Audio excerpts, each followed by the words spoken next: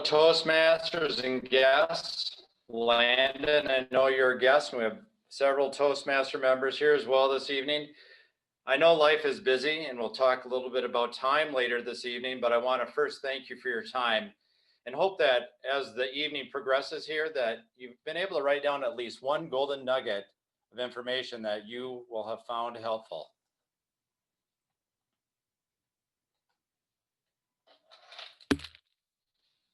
The keys. I have some keys here in front of me, but that's a McDonald's, 1981. Just imagine me with hair in that building. It was a Friday night. I'm pretty sure it was in November. And my shift manager, Kevin, threw me the keys and he's like, I've got to go. My wife's in labor and she's having a baby. I'm 17 years old. I grabbed the keys and watched Kevin race out the building. I was like, what do I do now? I turned around and yes, we still had phones on the wall, no cell phones then. And I dialed the store manager, Jamie, and I'm like, Jamie, what should I do? He's like, well, you've worked and closed the store before, haven't you? And I said, yes. And he's like, you know what to do? I was like, oh, you got to come down here. No, you can do it, Cory. You can lead. That, ladies and gentlemen, was one of my first experiences where leadership was tossed to me. And I would tell you at this moment that that was not an invitation to lead, but it was my first experience and my first taste at what leadership is all about. I wanted to share this quote tonight because this quote will be the basis for our conversation. And this is by the Dalai Lama. I've never been any place where I was first not invited. And upon invitation, if I feel there is potential for making some contribution to humanity, I will comply in spite of being tired. I want to focus on three themes in here this evening. The first theme is the invitation.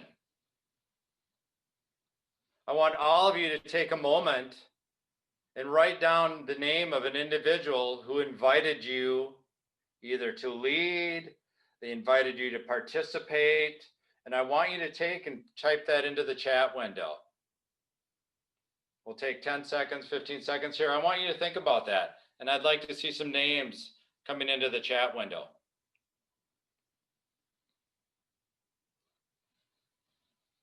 Why is it so important that we invite others to lead?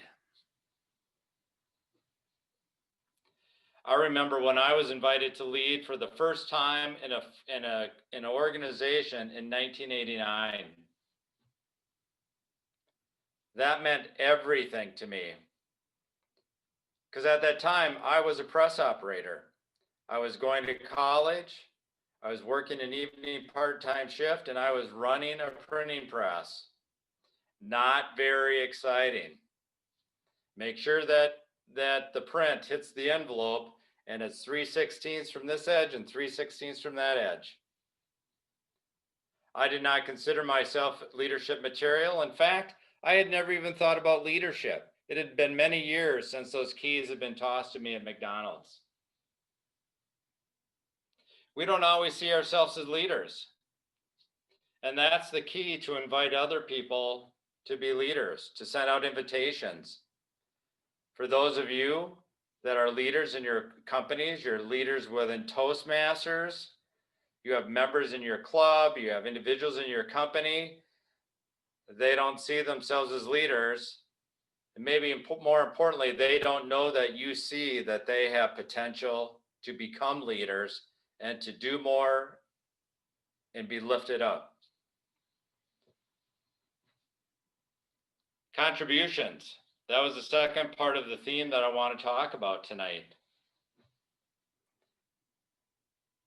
Why is it so important that we involve ourselves in areas that we know that we can contribute to? Samantha, I can see you in the upper corner of my screen.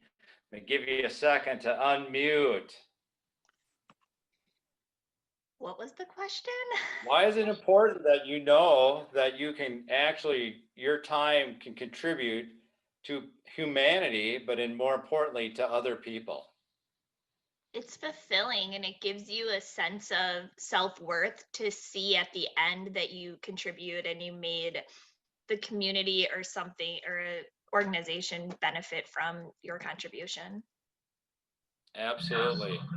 Absolutely. I'm going to go a little bit different direction with that. Mike, how do you feel when you're contributing as part of an organization, whether in your role as a division director or within your company? What does it Secure. feel like when you're contributing? Secure. Secure. In what way, Mike? Well, it's almost like a guarantee that you're part of a team. Yeah. It makes you feel valued. You're part of the organism, if you will, and it's one less defense mechanism, you know, lowered, if you will. Yep. Thank you, Mike. Great input and sharing with us tonight. Mm-hmm. When we're contributing to people.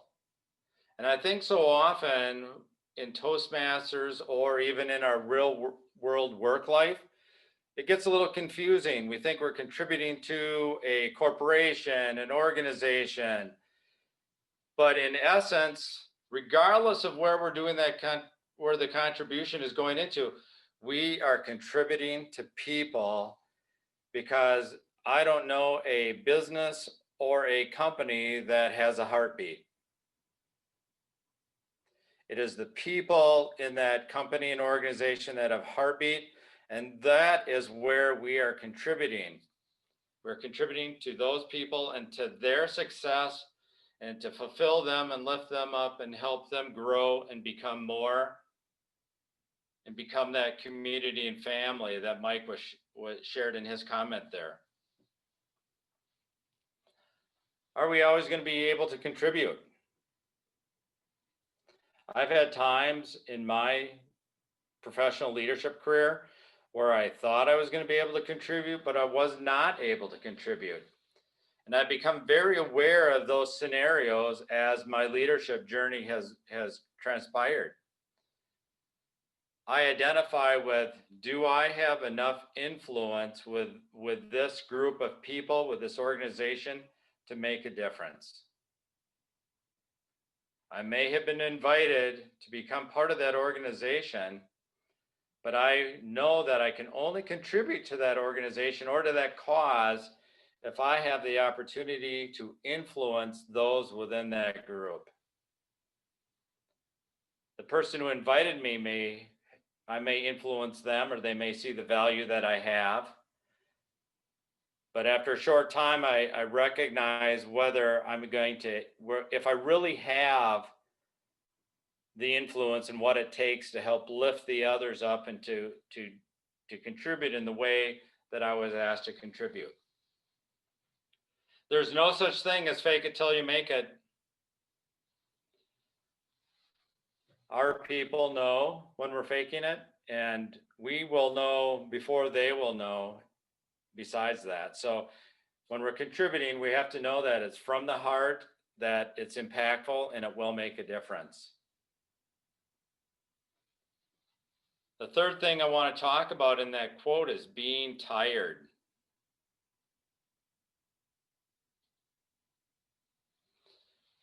Time.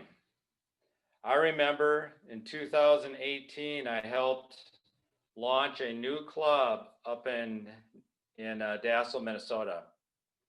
And the first evening there, upon invitation to share about Toastmasters, the first question that I received, and the most questions I received, were about time. How will we have the time to do this? How much time will it take to get launched as a club? How much time will it take to do this? How much time will it take to do that? Is this worth my time? Prove to me, Cory, that this is worth my time to become a member of Toastmasters. Time is a critical element in everyone's life. So why is time so important? Time is important because that is the one gift that you can give people that will truly matter. When I meet with my managers or their employees for 45 minutes and talk through situations, talk through opportunities, talk about where we're going next as a group, it's the time that I contribute to them that is most felt by them. Odds are that we all have other commitments. I don't think that there's anybody on this call tonight that has nothing else to do this evening, or when they are asked to do things within Toastmasters, or when they're asked to do things within their work organization, or maybe even when they're just asked to go out with friends and family, go visit family over the course of the weekend. Time is a significant element there. We all have other commitments and other things that are going on within our life, which is why time is so important when we give time to people. One of the things I like to share with people is stop being tired. If you are going to be in a leadership role and you truly are passionate about leadership, there's no sense about being tired. And why do I share that? I share that because we'll talk a little bit later about geese. And I'm going to get us there right now. So this is tired. Can anybody relate to the photo of the dog? Can I get a few reaction buttons on the screen down there? Can anybody tell me that they can relate to that picture of the dog? How about maybe just today alone, you can relate to that picture of the dog laying on that deck? Absolutely. But the geese, the formation of the V, I'm not sure how many of you are aware of that formation. I did a little research on that a while back, and do you know that geese fly in that V formation that they can get 71% further in a day together than they can as individuals?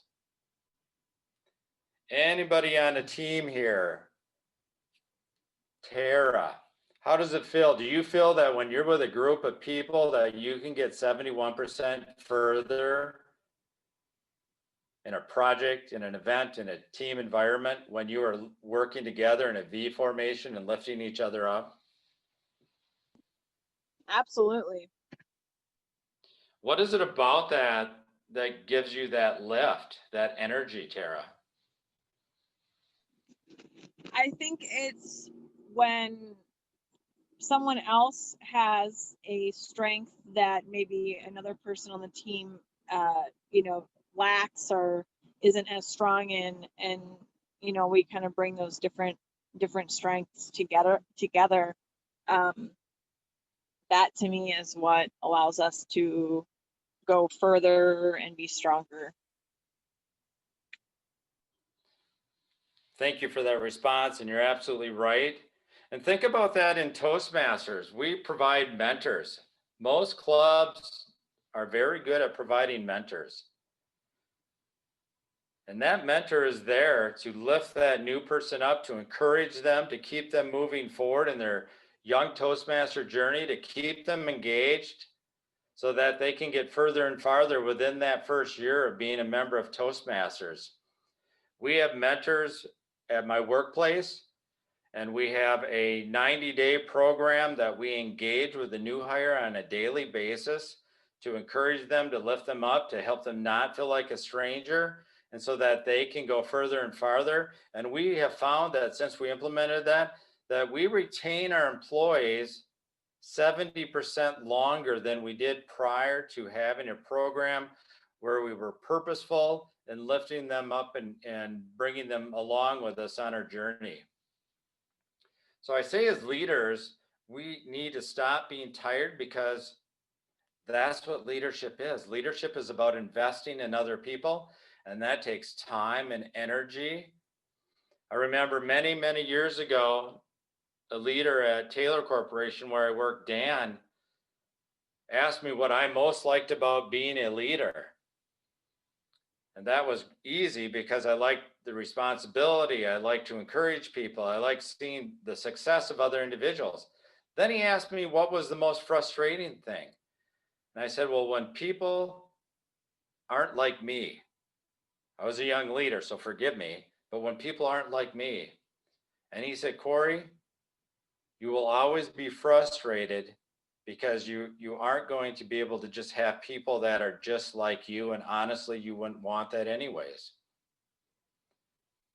That is why it's so important that we have diverse groups of people that we mentor and bring up and love to bring them forward.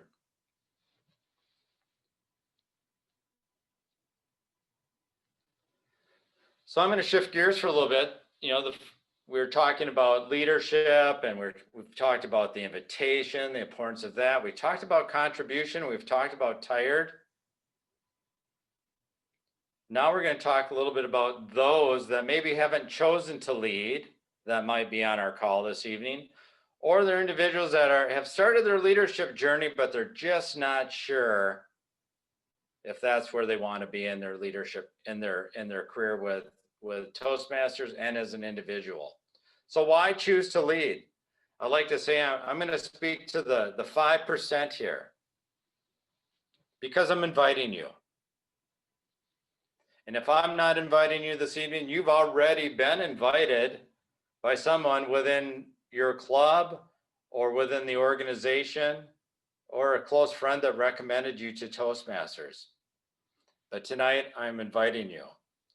And if you're unsure about your leadership journey and the path that it's taking you, I want you to know that you can feel free to email me at gallaghercoryj@gmail.com.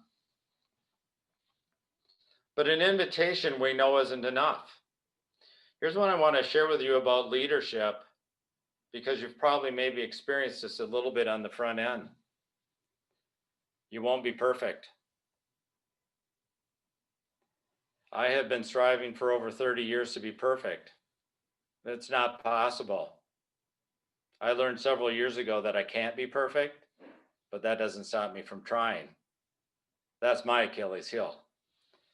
You won't be perfect. You're going to make mistakes. I actually encourage everyone on this call, as you're entering your leadership journey, to make mistakes. I heard a story on the radio a few weeks back, and it was about a leader, Harvey McKay, and his comment essentially was this: I'm fortunate. I've made so many mistakes in my life that it's made me the leader I am today. That is where all the learning takes place. That is where all the learning takes place. Embrace your mistakes. I want to share a story about officiating. For 12 years, I was a high school basketball official. I started out doing youth games where I just had the parents of 10-year-olds screaming at me for 10 hours in a gym every Saturday and Sunday during the winter months. Then after a couple of years, I gravitated and kept expanding my horizons until I finally became a high school basketball official for the past 8 years of my officiating career. One of my favorite stories I want to share about not being perfect is about that of being a basketball official. One evening, I was in southern Minnesota officiating a girls' basketball team. And it really doesn't matter that it was a girls' basketball team. It could have been a boys' basketball team. If any of you have ever been in southern Minnesota, the quality of the basketball struggles to be very good. So it wasn't a very good game to begin with. And I remember in the second half of that game, the coach of the team that was losing was yelling at me because he thought I'd missed a call. And I went and visited with him and apologized if he thought I missed a call, but I held my ground on that call. It wasn't 30 seconds later, this coach started screaming at me again, and to the level that I was like, okay, boom, technical foul. Wish we could give technical falls in other aspects of life sometimes. And that coach had the gall to me to say, Cory, that was the best call you've made all night. Obviously, I couldn't please him that evening, and it led to another fall within 20 seconds, another technical fall, which ended up me kicking him out of the high school gym. We have to embrace mistakes. We have to embrace the things that we learn in life about not being able to please everyone. We just have to continue to learn. I walked out of the gym that night thinking, boy, what could have I done differently? What went well? What didn't go well? Talked to my partner about that. Walked out of the gym thinking there might have been a few opportunities there that night, but that's what leadership is all about. Leadership is about making mistakes, breaking it down, assessing it, and what would you do differently next time? So don't be afraid to get into leadership because you're going to make mistakes. I want to encourage that.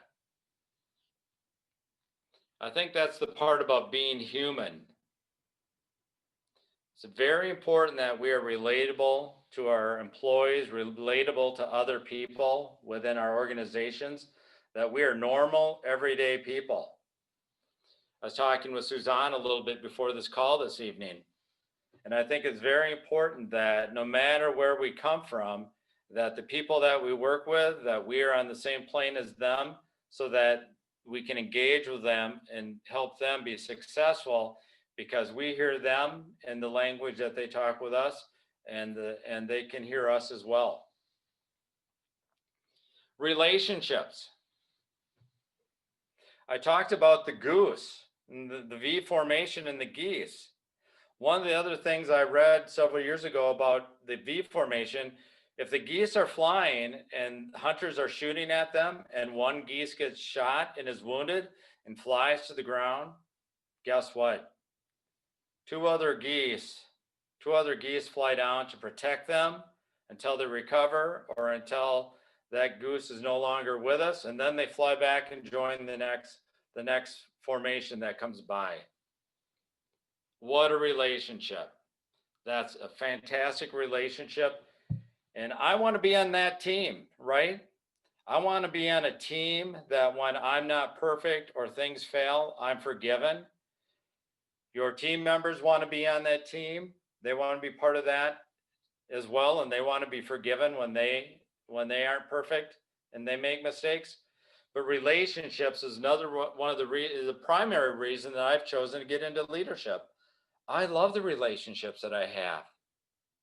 I have so many amazing relationships, whether it's in my Toastmaster club, whether it's employees that I work with today, or whether it's with people that I've worked with 20 years ago that send me emails, or when it's my birthday on Facebook, they acknowledge that and they send a message and share the appreciation for the time that we spent together.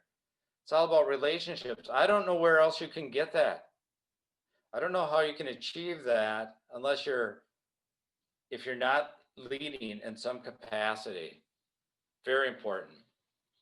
So on this slide you've been looking at for a while, shovel snow. I wrote down that, or in my mind, I was thinking shoveling snow is kind of easy, not always. Sometimes it's the wet, heavy stuff. But when we're leaders and we're servant leaders, people are watching us. And one of the reasons that I encourage others to choose to lead is because being a servant leader is so fulfilling. I have the shovel snow picture because that is one of the things that I do at my call center. When we have snow coming down and it's before the landscaping crew can get there to clean it up, I need to make sure that I don't have employees that slip and fall down and get hurt. So I grab my shovel and I go out and I shovel the sidewalks to make sure that they're snow free. And then I go through and I salt them down really well. And you would not believe over the last 10 years that I've been doing that, how many comments I get from employees about how that is so amazing that I go out and do that for them. I do that because as a leader, I enjoy serving people, taking care of people, and making sure that they are safe. that is one of the primary responsibilities of us as leaders, is keeping people safe and creating safe environments that people can be safe, and they don't have to be afraid of failure, and they also don't need to have to be afraid of falling down and getting hurt. So I shovel snow, and that simple act of kindness has gone so far that I have earned so many stronger relationships because of that. I used to have a leader many years ago who would come in the evening. I was an overnight manager. He would come in the evening once a week and work the late shift with me and my other co-leaders. What a great example. He did that because he wanted to connect with us and build relationships. So again, we're talking about relationships here. Roll up your sleeves. One of the things that I really appreciate about Suzanne is his smile. It's infectious. And that's another great way to build relationships. You just smile at people. So when you're thinking about choosing to lead and you're thinking about why should I be a leader, it's really about the relationships. It's not about being perfect. It's about taking care of people. It's about serving people. And it's about being fulfilled with that as a leader.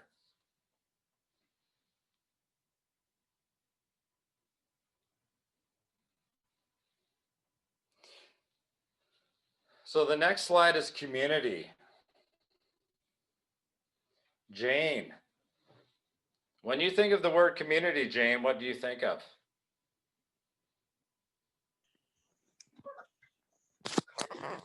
Community. What do I think about the word community? What does it mean to me?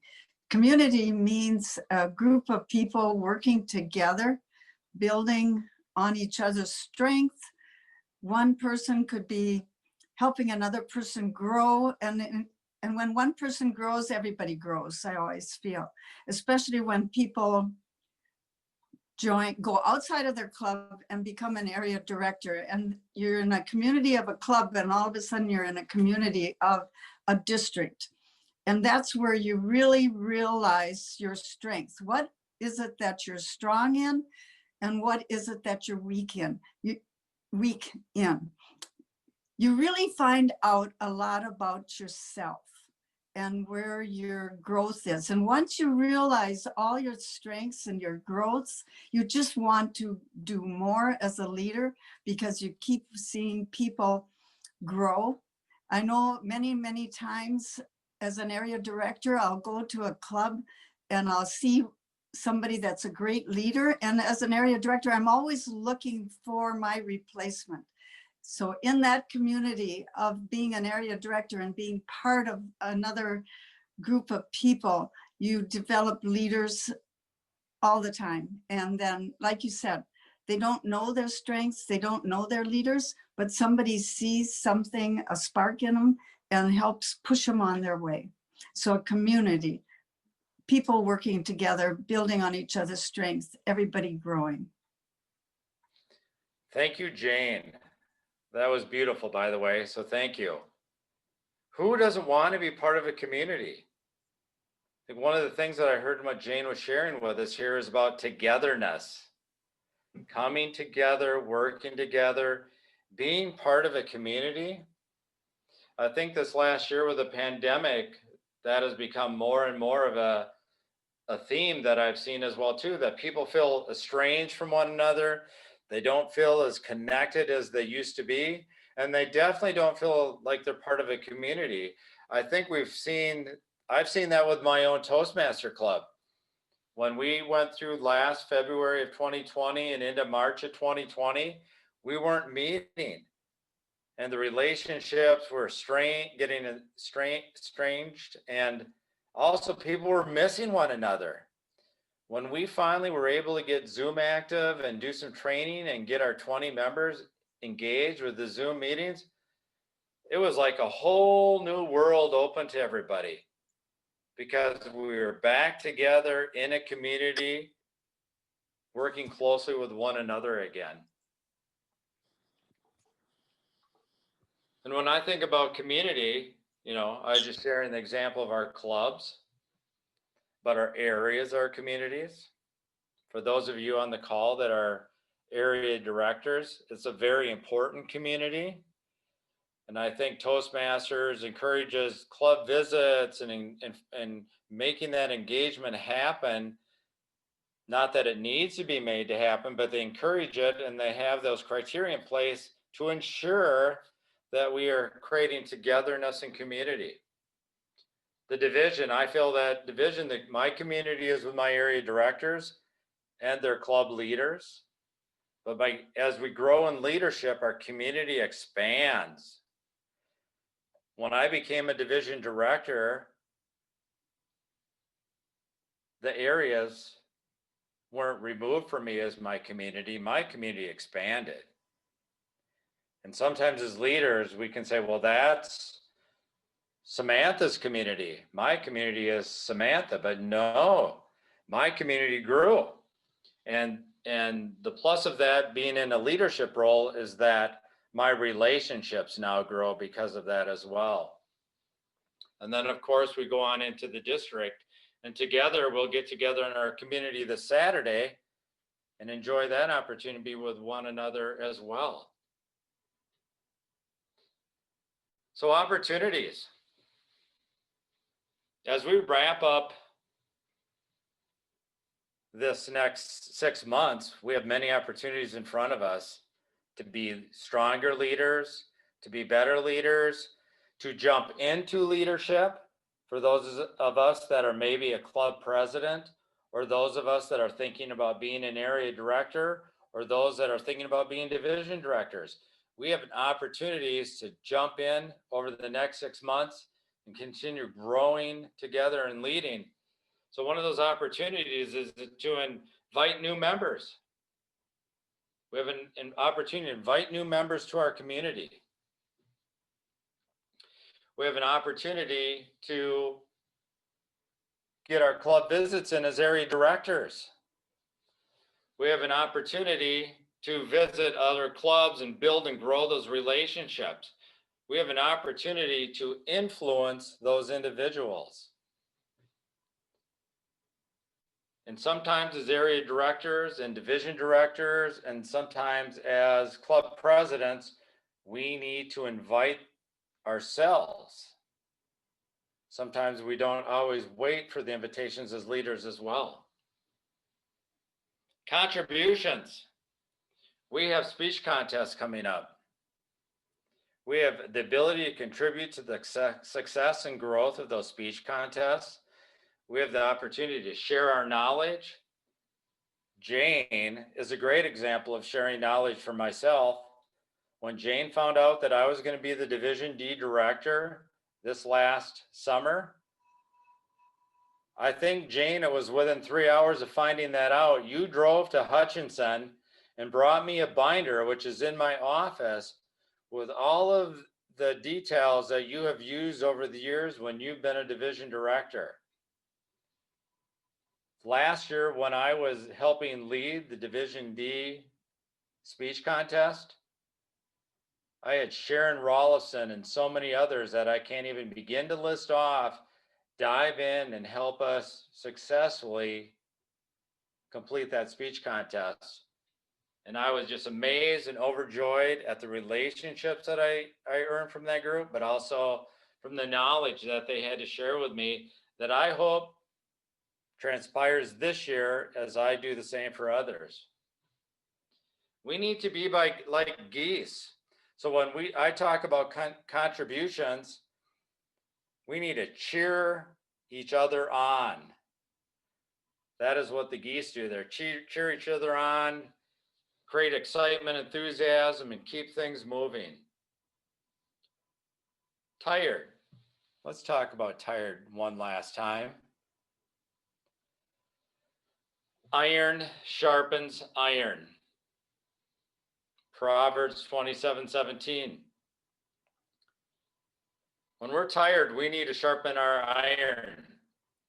And what I mean by that is we need to look and surround ourselves with people that are going to help us become stronger.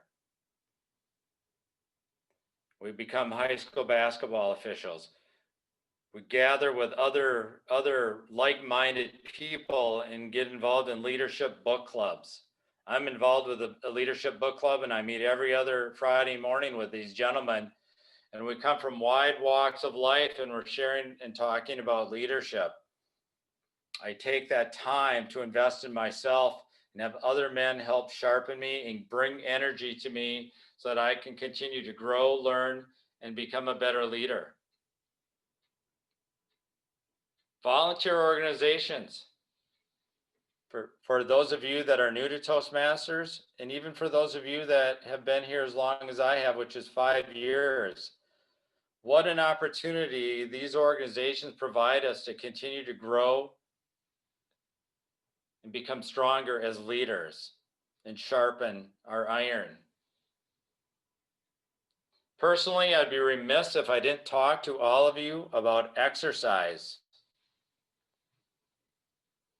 It may not always look like I exercise well, but I make a point to exercise on a regular basis. In the summer, I love to go for runs during the middle of the day, during my lunch hour. I may be struggling with something earlier in that day. I go for a run, and by the time I'm done with my run and I'm in the shower and coming back to work, it's like all of a sudden all the clarity that a cup of coffee could never bring has come into my mind and my eyes, and I can just see the solution to whatever that challenge is that's thwarting me. So exercise. Rest. We need rest. Make sure that you are blocking off a certain amount of time for you to have rest, even if it's to close your eyes, close your door for 10 minutes, shut your eyes and get some rest. But we need to take care of ourselves as leaders. We need to invest in ourselves. We need to exercise. We need to rest. And yeah, that last thought I have over my shoulder there is when we know that we can't contribute to an organization or a group of individuals to the level that is needed, sometimes we need to learn to say no. But we don't necessarily have to say no and say, I'm too busy, I don't have time. We can share with them, I have quite a few commitments right now, but I know 2 individuals that I'm going to visit with and see if they would be interested in supporting your organization or your club at this moment. So learning how to say no properly is very important as well too. So take the time to invest in other people. There are so many people in this world that really don't know what they're capable of, because maybe they grew up in a family situation where they didn't get the love and support and encouragement to reach their true potential. You have the opportunity to be that person. Invite them. Contribute to others. Be selfless. Spend time with them. Encourage them, grow them, mentor them. Reap the rewards of being a leader and caring about other people. Put yourself in challenging situations. Continue to grow. Continue to look for offbeat ways to develop yourself. Like I shared a little bit ago, we have many opportunities facing us as we end our 2021 Toastmaster year. They're great opportunities to contribute and grow leaders. Let's take advantage of that, because together, guess what? We can choose to lead. I want to thank everybody for your time this evening, and I'll pass it back to our district leader, Suzanne.